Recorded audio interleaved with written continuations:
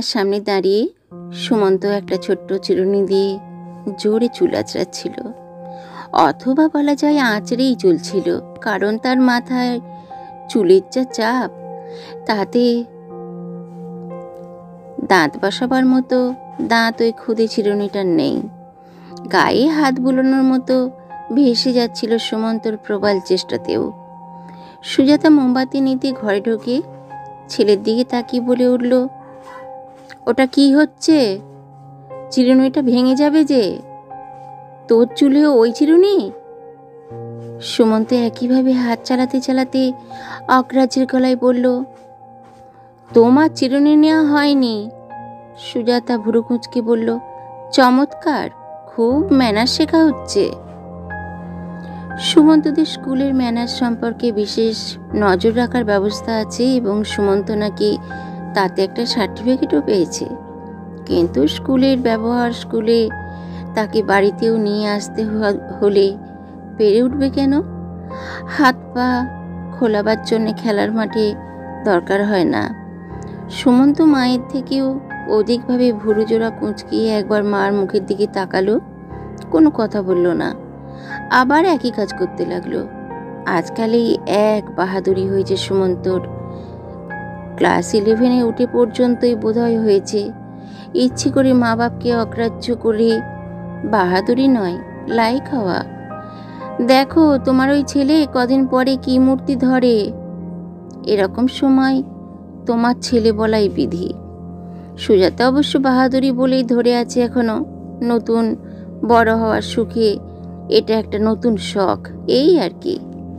তবু ছেলের ওই ভুরু কোঁচকানো দেখে রাগে গা জ্বলে গেল এবং মাতৃ অধিকারের শক্তিটা কাজে লাগাতেই বোধহয় জোরে জোরে বলল, বেরোচ্ছিস কোথায়?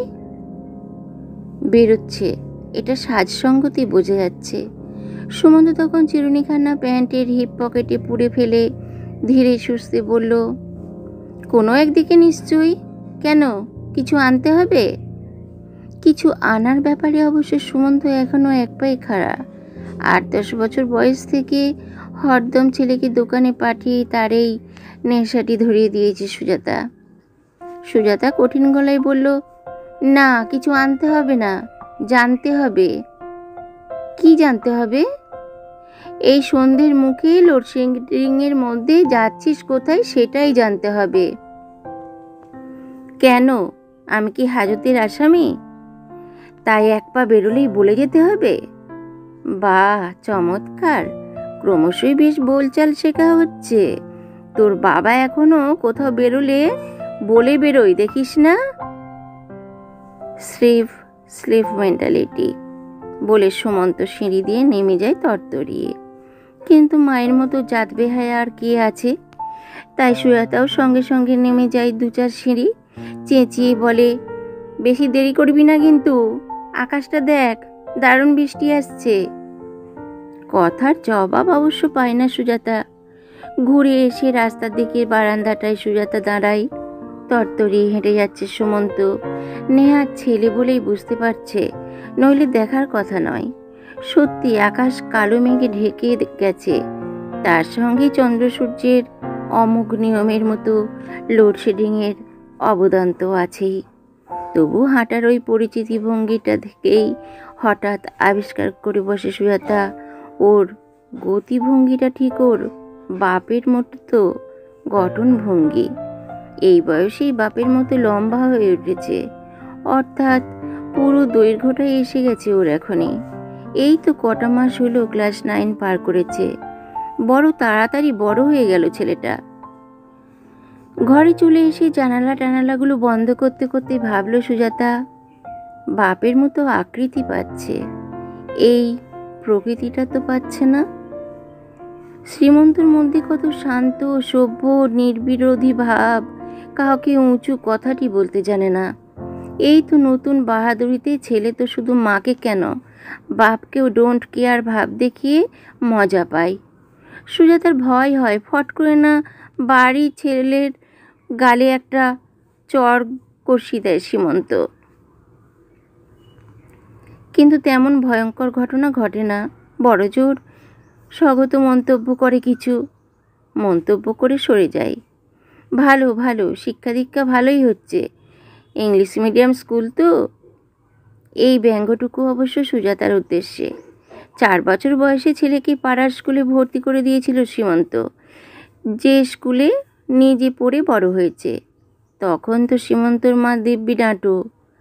পাড়ার স্কুল বলে সুজাতা একটু খুঁত করায় সতেজে বলেছিলেন, কেন ওই পাড়ার স্কুলে পড়ে কি মন্তু আমার অমানুষ হয়েছে?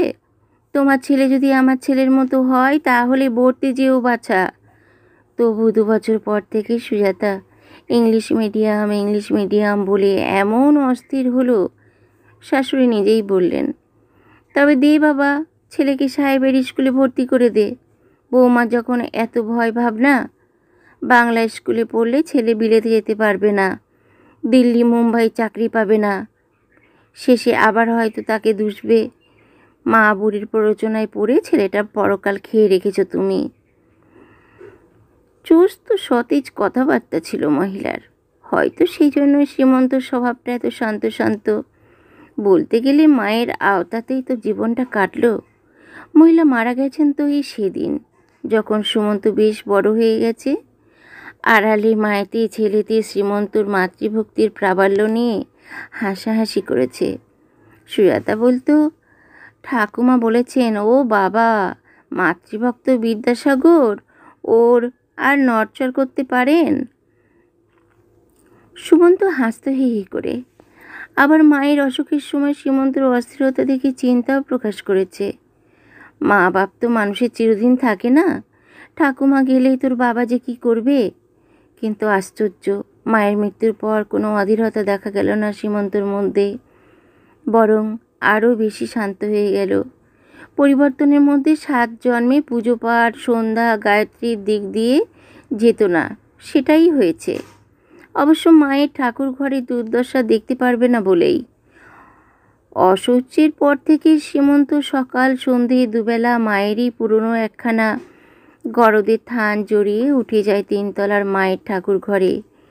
কি করে না করে সুজাতা দেখতে যায়। তবে সকালে পুজো করে নেমে আসা শাশুড়ির কপালে যেমন ছোট্ট একটি চন্দনের টিপ দেখতে পেত, তেমনি ছোট্ট একটি টিপ সীমন্তর কপালেও দেখতে পাই। ভাত খেতে বসেও রয়ে যায় সেটা, অফিস যাবার সময় মুছে ফেলে। সুমন্ত একদিন হেসে বলে, বাবা নিঘাত একদিন বষ্টম হয়ে যাবে মা, দেখো। সুজাতা তো ছেলের কথায় সায় দেবেই। ছেলেকে নিজের পক্ষে না রাখতে পারলে পৃষ্ঠবল কোথায়? সীমন্তকে তো কোনো দিনই ঠিক নিজ পক্ষ করে তুলতে পারেনি। মরে গিয়েও যেন ছেলের জীবনের বেশ খানিকটা নিজের দখলে রেখে দিয়েছেন সেই পরলোক কথা। অথচ কি বুদ্ধিশুদ্ধিহীন গ্রাম্য মহিলাই ছিলেন। আশ্চর্যই লাগে। শ্রীমন্তকে তো বুড়ো বয়স পর্যন্ত বুকে ধুরধুরে নেড়ে দিতেন, পান থেকে চুন খসলে রক্ষে রাখতেন না। সীমন্তর ছোট বোন খুকুর শ্বশুরবাড়ি ভবানীপুরে। এই ঢাকুরিয়ার বাড়ি থেকে নেহাত কম দূর নয়, তবু প্রতি সপ্তাহে বোনকে দেখতে যাওয়া চাই। কোনো কারণে একটা সপ্তাহ বাদ গেলেই মহিলা অনায়াসে বলতেন, তোর যে একটা বাপ মা মরা ছোট বোন আছে, সেটা বোধহয় এবার ভুলতে চেষ্টা করেছিস সুমন্ত। আর আশ্চর্য, সীমন্ত রেগে 2 কথা শুনিয়ে দেওয়ার বদলে পরদিনই বোনের প্রিয় খাদ্য গড়িয়াহাটের দোকানে ডালমুট আমসত্ত্ব সোনপাপড়ি নিয়ে ছুটত তার কাছে। মাতৃভক্তির পরকাষ্ঠাতেই বোধহয় এখনও হপ্তায় খুকুর বাড়ি যাওয়াটি অব্যাহতই আছে। আজই তো যাবার সময় বলে গেছে, খুব সম্ভব খুকুর বাড়ি হয়ে আসবো, দেরি হলে ভেবো না। সুজাতা বলে ফেলেছিল, এই তো গেলে সেদিন। সীমন্ত কিছু বলেনি, জুতোর ফিতে বেঁধে হাত ধুয়ে চলে গিয়েছে। তা বলে সুজাতার ছেলের মতো ভুরুও কোঁচকায়নি। দেরি হলে ভাবতে বারণ করেছিল সীমন্ত, তবে দেরি করল না, এসে গেল ঠিক সময়ে। বলল, খুব বৃষ্টি আসছে মনে হলো, তাই আর নামলাম না, টানা চলে এলাম। এসেই যথারীতি মায়ের ছেঁড়া গরদ গায়ে জড়িয়ে সবে ঠাকুর ঘরে গিয়ে উঠেছে, আর তখনই নেমে এলো সেই বৃষ্টি। যে নাকি এতক্ষণ নামবো নামবো করে ভয় বাড়াচ্ছিল। কিন্তু ভয়ের কি থাকতো যদি সুমন্ত বাড়ি থাকতো? বাড়ির লোকেরা যদি বাইরে না থাকে, বেদম বৃষ্টির মতো মজা কি আছে? কিন্তু এখন বাড়ির আসল লোকটাই তো বাইরে। এখন ক্রমশ যত বাজ বিদ্যুৎ আর মেঘের দাপট বাড়ছে, ততই সুজাতার প্রাণের মধ্যে হু হু করছে, আর আপন মনে ছেলের উদ্দেশ্যে বলে চলেছে, পাজি হতভাগা ছেলে, এত করে বললাম, শোনা হলো না কথা? কোথায় গিয়ে পড়েছিস? কিভাবে ভিজে ঢোল হয়ে ফিরবি কে জানে।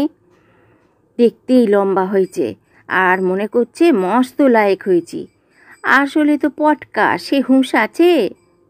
এক্ষুনি কাশতে শুরু করবি। আপন মনে অনুপস্থিত ছেলেকে কাঠগড়ায় দাঁড় করিয়ে বকেই চলে সুজাতা। সামনাসামনি তো একটা কথা বলার সাহস নেই। বৃষ্টি কমবার নাম নেই, বরং বাজবিদ্যুৎ সমারোহ বাড়ছে। আশ্চর্য! সীমন্ত দিব্যি নিশ্চিন্ত মনে টঙে চড়ে বসে আছে।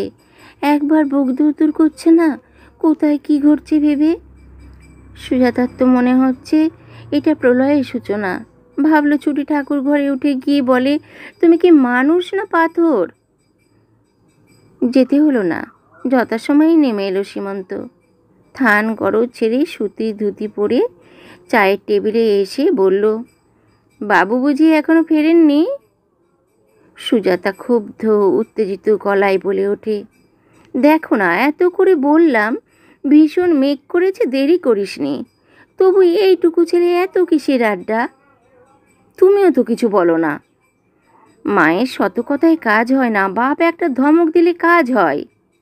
ধমক? সীমন্ত চায়ের কাপটায় কপাল ঠেকিয়ে নমস্কারের ভঙ্গি করে বলে, তোমার ওই হিরো ছেলেকে আমি দেব ধমক? বলে নিশ্চিতভাবে চায়ের কাপে চুমুক দিতে থাকে। কর কর করে আবার বাজের শব্দ। সুজাতা অস্থির হয়ে জানালা খুলে দেখতে যায়।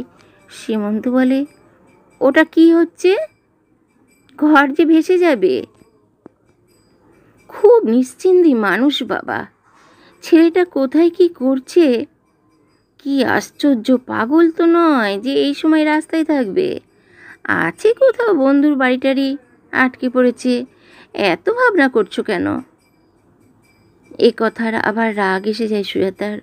মনে হয় খুব একটা বিপদে পড়ে ভিজে নিয়ে বাড়ি আসে সুমন্ত, তবে জব্দ হয় লোকটা।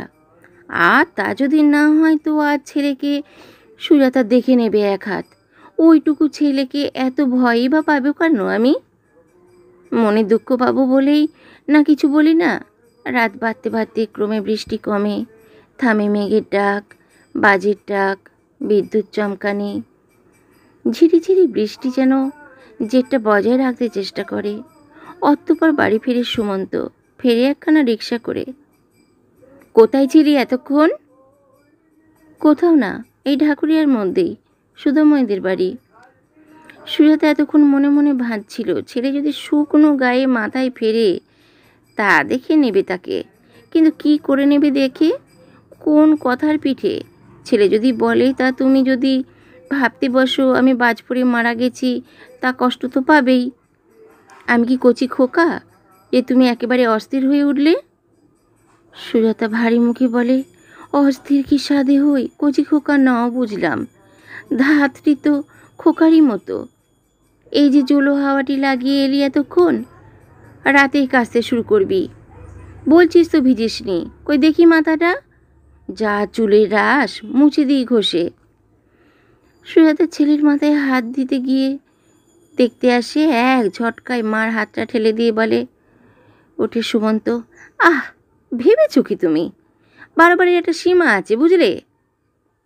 নিজেই তোয়ালে দিয়ে ঘষে ঘষে মাথাটা মুছে নিয়ে জামা বদলে শুয়ে পড়ে। সুজাতা স্তব্ধ হয়ে তাকিয়ে থাকে। সীমন্তর ঘরের দরজায় এসে একটু হেসে বলে, কিরে, মার ওপর রাগ করে না খেয়ে শুয়ে পড়লি?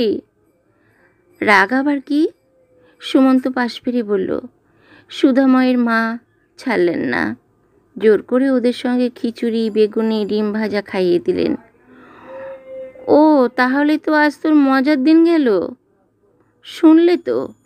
সীমন্ত বলে উঠল, বন্ধুর বাড়ি খিচুড়ি, বেগুন ভাজা, বেগুনি, ডিম ভাজা, যাক বেচারি, আমরা আমাদের রুটি তরকারি নিয়ে বসি গে। যথেষ্ট রাত হয়ে গেছে, এখন আর লোডশেডিং নেই। দালানের দুটো আলোই জ্বালা। খাবার টেবিলের সামনে দেয়ালে সীমন্তর মার যে মস্ত ফটোখানা টাঙানো রয়েছে, তার উপর আলো এসে পড়েছে।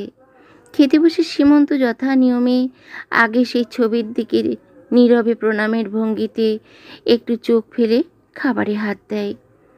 আর কেন কি জানে সেই মুহূর্তে ভয়ানক একটা জ্বালায় সুজাতার ভিতরটা তোলপাড় করে। দুঝলক গরম জল এসে যায় দু চোখের কোলে। ওই অতি সাধারণ প্রায় অশিক্ষিত গ্রাম্য চেহারার মহিলাটির উপর ভয়ানক একটা ঈর্ষা অনুভব করে সুজাতা। বন্ধুরা, গল্পটি এখানেই সমাপ্ত হলো। আপনারা গল্পটি পড়ে অবশ্যই বুঝতে পারলেন, গ্রাম্য অশিক্ষিত মহিলা হলেও ছেলেকে কত সুন্দর শিক্ষা দিয়েছে। ছেলে এখনো পর্যন্ত শান্ত, মায়ের প্রতি ভক্তি নিষ্ঠা। আর আজকালকার ছেলেমেয়েরা ইংলিশ মিডিয়ামে পড়ে, তারা অতি স্মার্ট। তাই তো মায়ের আদরকে ন্যাকামি মনে করে এবং এক ঝটকায় হাত সরিয়ে দেয় মা আদর করতে এলে। অথবা মা একটু কেয়ার করে যদি বলে তাড়াতাড়ি ফিরিস, তার উত্তরটা না দিলেও তাদের চলে যায়। হ্যাঁ, আজকাল প্রায় ঘরেই এরকমই দেখা যায়। কি আর করা যায় বলুন, এখনকার বর্তমান পরিবেশ পরিস্থিতি যত দিন যাচ্ছে তত যেন আরও বাড়াবাড়ি হচ্ছে। তাহলে আজ পর্যন্তই। গল্প ভালো লাগলে আপনারা লাইক, কমেন্টস ও শেয়ার করবেন। আর যারা এখনও পর্যন্ত চ্যানেলটিকে সাবস্ক্রাইব করেননি তাদের বলবো চ্যানেলটি সাবস্ক্রাইব করে চ্যানেলটির পাশে থাকুন। আজ আসি, নমস্কার।